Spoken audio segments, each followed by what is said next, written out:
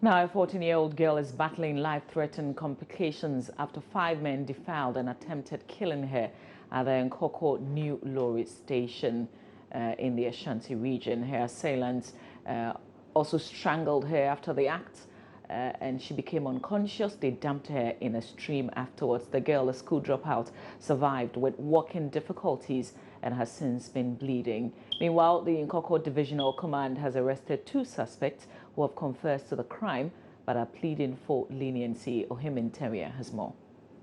Police have arrested 25-year-old cobbler and ex-convict Yapreko, as well as a driver's mate, Mohammed Adamu, in connection with the case.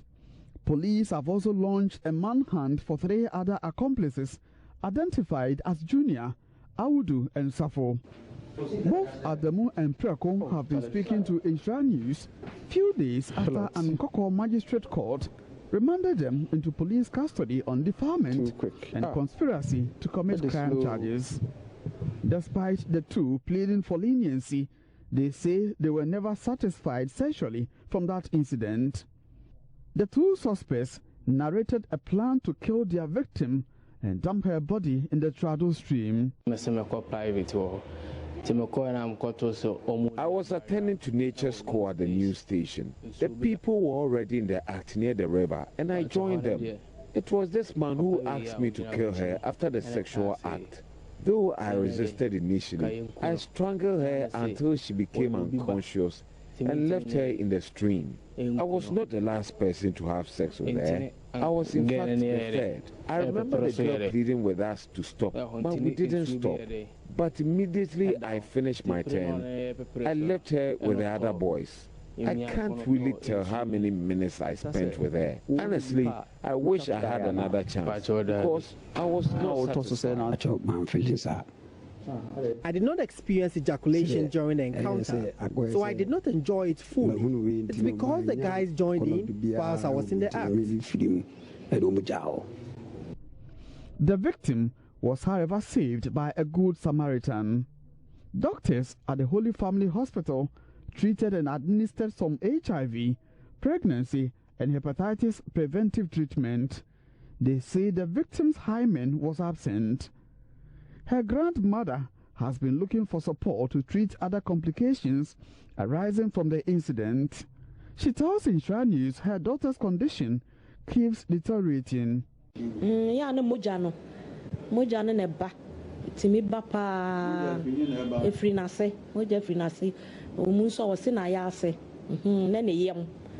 She keeps bleeding profusely from her private parts. She complains of abdominal and stomach pains all the time. For some time now, she has not been eating. Please give us forms to be sent to the hospital, but that is not enough. Police my forms, all my forms, no more the call hospital, or only who name and near the buy.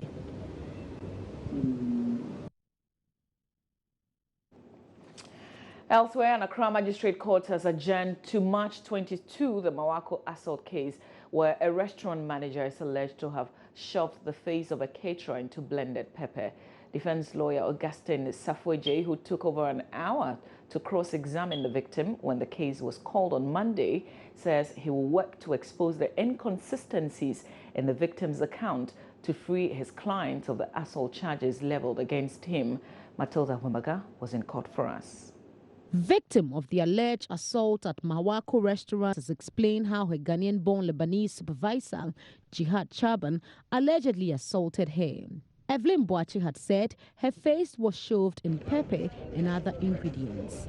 At an Accra Magistrate Court, where there was an engaging cross-examination Monday, the victim, Evelyn Boachi, told the court the blender was not big enough, so Mr. Chaban tilted it low enough to get the irritating ingredients into her eyes. In his cross-examination, which lasted for more than an hour, the defense lawyer, Augustine Safweje, sought to prove that the given size of the blender in question could not have made it possible for the client to shove the face of the victim into the blender. He told the court no adjustment of form, size, or shape of the blender could have caused the injuries reported by the victim. One moment, her face was dipped into a blender. The pepper didn't stick. Another moment, a face was dipped into blender, pepper stuck. Another moment, somebody shouts the name of the accused person. There was a splash of pepper into her face. He went to police. There was no mention as to somebody calling the accused person for that pepper to be splashed. Several places, he said he used her strength to push the accused, and that caused the pepper to splash, which is the truth. Appropriate, we are able to point out to her that she is a discredited witness. Lawyer for the victim, Francis Javier Susu, also told the media different media reports of the client's story could have been as a result of her condition at the time of the interview. He said it is natural for a traumatized person to give different accounts while trying to avoid a nervous breakdown. It was a kind of a nervous breakdown after she narrated the ordeal for the first time before the court. In this era of suicides all over the place, you can never tell what may be serious or what may have some serious psychological effect on somebody, even leading to that steps. And so there were rumors that she really attempted suicide. Well, not exactly as I know of, but I was aware that anytime she was in a room alone and you badge on her, her reaction was really scary. And that was the reason why I wrote, in fact, I personally wrote to Kolebu to assist with the situation. And then they take her on a day before we came for her to give evidence. And right after the evidence, she broke down again, and we took her, then she was admitted. And then she was released just this morning to come and give evidence. In fact, according to the doctors, right after court, we should bring her back. You would realize today that all the effort being made by the defense team to attempt to discredit her all fell flat. It was obvious that, I mean, there was a lot of effort, but it all didn't work. The judge, Victoria Gansa, was unhappy with the length of time taken by the defense counsel in cross-examining the victim. She adjourned proceedings to March 22, 2017. More than 5,000 residents of Nkawkaw Beach, a coastal town in the Shama district of the Western region, are asking government to help them relocate. Joy News' Justice Beidou was been to the community report. Lives are being threatened and several properties destroyed by the tidal waves. A town on the brink. This is Nkawkaw Beach, sitting on the estuary where the Pra River, one of Ghana's largest water bodies, enters the sea.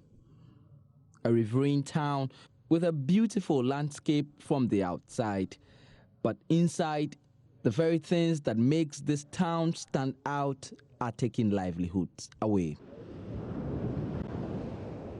Nkawkaw Beach is currently stuck between the rock and then the hard place, because to its south, it faces disaster from the sea, and to the west, the Pra River is threatening to swallow it up.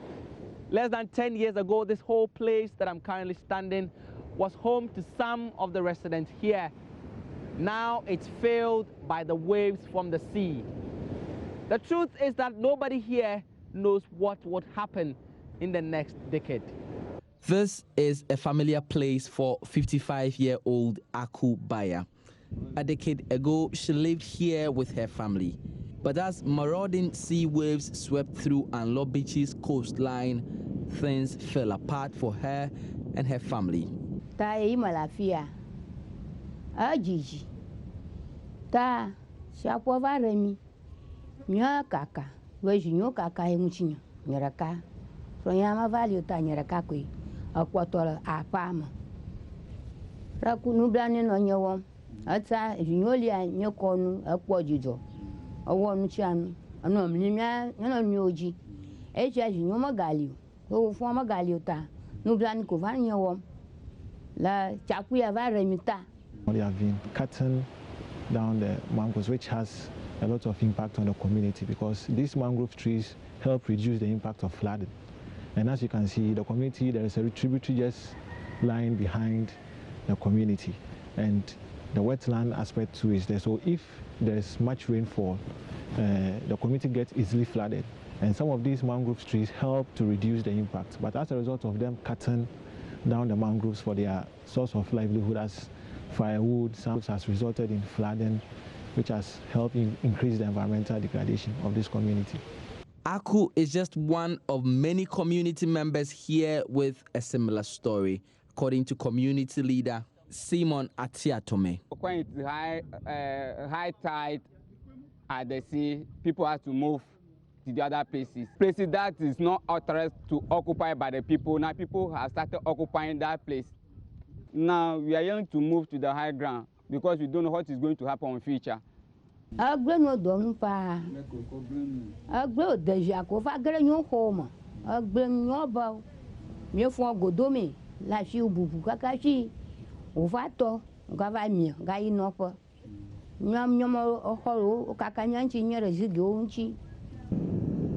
Anlo Beach is just one of hundreds of towns at the mercy of rising sea levels in Ghana. This is the story of the threat that rising sea levels and climate change poses to the country.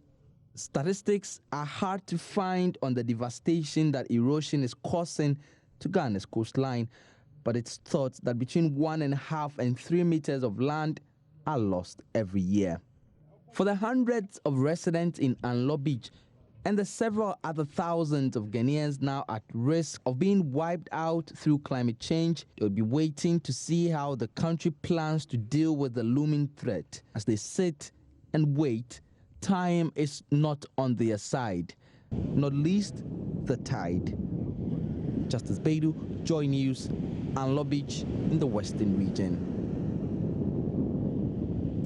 The Ketu South Municipal Assembly has ordered an indefinite suspension of operations at the Kensington Salt Factory at Adina in the Volta region, which was recently vandalized by some angry residents protesting the company's operations there. One resident was killed in the protest last Wednesday when the police attempted to intervene. The Assembly says the indefinite suspension of the company's operations is to enable stakeholders resolve outstanding issues between the company and the community which led to the protest. Fred Kwame Asari filed the following report.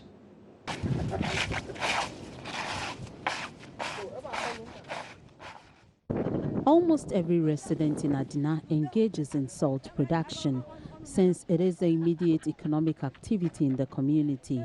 It has been the backbone of many families, with fishing and vegetable farming being alternatives.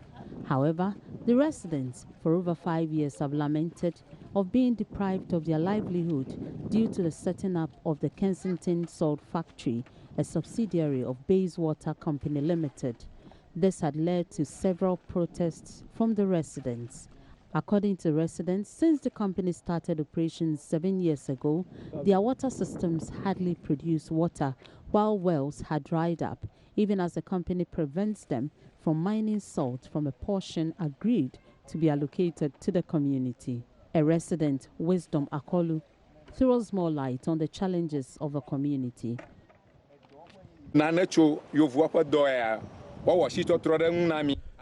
Previously, our wells produced enough water for our consumption, but after the company came in, the wells ceased to produce potable water, but rather seawater. The company's operation has also affected our coconut trees. They hardly bear fruit. Our parents used to get salt when the lagoon dries up, but that doesn't happen anymore. The company has taken over the entire lagoon, leaving nothing for the community. We went to mine salt in an area designated for community but were stopped by the company's securities. This triggered the recent protest. The government must step in and fight for what is rightfully ours. On the back of the protest, Volta caucus in Parliament embarked on a fact-finding mission to the area. The visit was based on the directive of the Speaker of Parliament. During an interaction with community members, the Assembly member for the area, Godwin Gosh Adapo, pleaded with the MPs to ensure the company adheres to some already agreed arrangements for peace to prevail in Adina.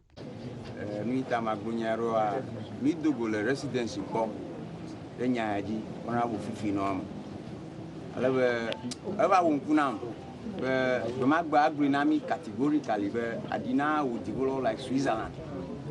The Member of Parliament promised us there would be peace during our last meeting. The company stressed that they will only concentrate on salt mining, but when residents go fishing, in the lagoon, they are beaten and detained. A 300 meters area was reserved for the community.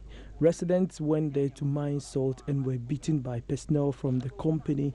Some people sustained injuries.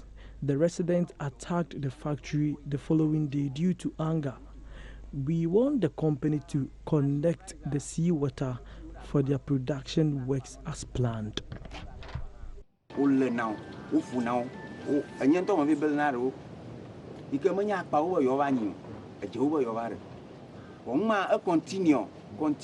Chairman for the Volta Caucus in Parliament and Member of Parliament for Whole West, Emmanuel Bedra, assured that stakeholders would ensure the factory provides an alternative livelihood for the residents and also constant provision of potable water. We are of the view, as we speak with the municipal coordinating director, as he mentioned, that the project or the company should stop operation for now and to resolve all the issues. I don't think this should be an issue that cannot be resolved. It is a social responsibility, a corporate responsibility issue. When a company is coming to a place, you need to have what we call alternative livelihood for the indigents. And we don't think that the alternative livelihood has been provided for the indigents. If the alternative livelihood has been provided, we will not have this situation. You hear from the community, all the communities that we've been to, you hear from them that they don't have problem with the company being sited here. It provides jobs for them. But the problem they are having now is that their livelihood has been taken away, and therefore there is no livelihood for them. Their water that they drink has also has been taken away. So these are petty issues that they need to work on. And if we resolve all these issues, I don't see why the problem cannot be solved, and I don't see why they cannot continue their job. Fred Kwame Asari's report.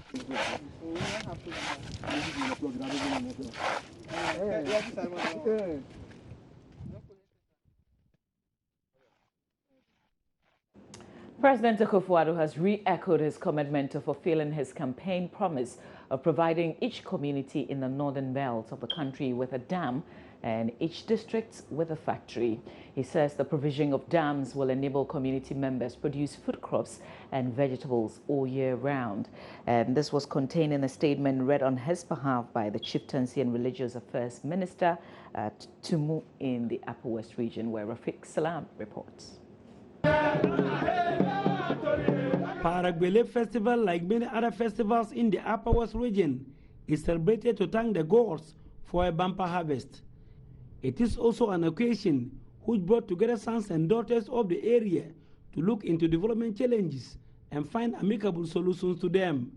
The festival was held on the theme, Projecting Culture and Development in the 21st Century, the Role of the Chieftaincy Institution. Paramount Chief of the Tumu traditional area, Kwara Richard Babini Canton the Safe, enumerated litany of challenges that the Sisala area is grappling with, ranging from the poor road network to the upset of armed robbery. The Sisala area, which is well noted for high production of cereals, other food crops, and livestock, has a very bad road network linking the various villages to the district capital. If the government's policy of planting for food and jobs, as announced by the Minister for Agriculture, Dr. Afriye Akoto Osei, is to succeed in my district, then attention must be given to these feeder roads. Another key challenge who the people are confronted with has to do with the acute water shortage in the area. For over a month now, customers of the Tumu water system have not had their pipes opened due to the indebtedness of the Tumu Water and Sanitation Development Team to the Volta River Authority. The latter has cut power supply to the water facility. Member of Parliament for Sisala East constituency, Ridwan Abbas Dawood, pledged to fix the challenge. I've met with the Water and Sanitation Board on the issue. As a short-term measure, the board is seeking a loan from the Sisala Dual Bank to purchase power to operate the system.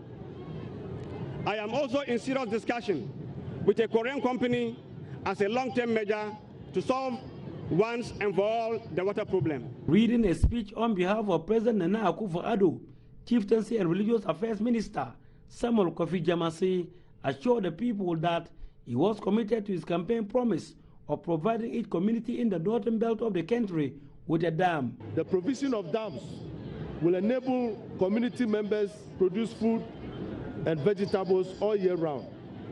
This will not only provide jobs for the youth, but money into their pockets. I also wish to inform you that the one district, one factory, the people of Tumu and Sisala for that matter shall benefit from the one district, one factory project. The festival was climaxed with the licking of the hot iron and the eating of a live dog. Reporting for Joy News, Rafiq Salam, Tumu.